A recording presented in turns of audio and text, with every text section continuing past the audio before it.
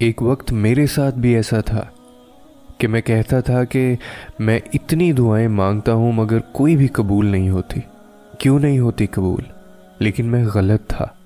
میری دعائیں قبول ہوتی تھیں پر میں نے کبھی غور نہیں کیا. میں نے کبھی محسوس ہی نہیں کیا. اب جب محسوس کرتا ہوں اس کی رحمتیں تو ہر دعا قبول ہوتی محسوس ہوتی ہے. اور جب جب دعا قبول ہوتی ہے میرا اس ذات پر یقین اور پکا ہو جاتا ہے.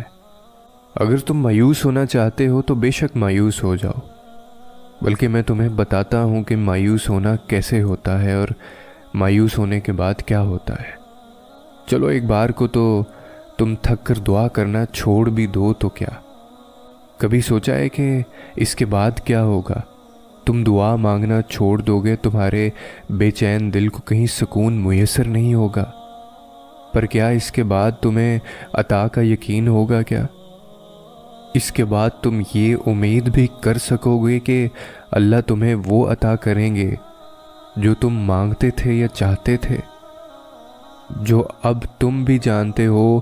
اس لیے تب تک صبر سے دعا کو تھامے رکھو جب تک رب کن کے معجزے نہ کرتے، اور وہ کریں گے.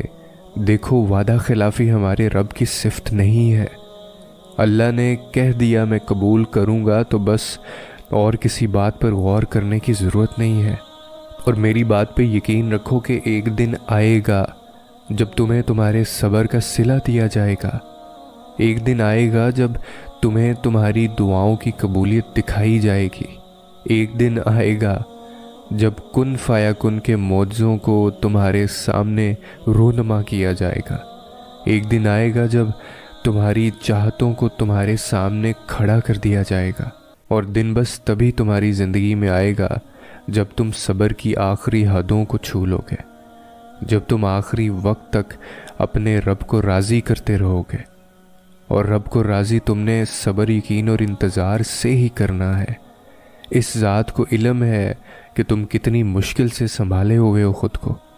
بس اسے راضی کر لو، وہ تو اپنے بندوں کو مایوس کر ہی نہیں سکتا.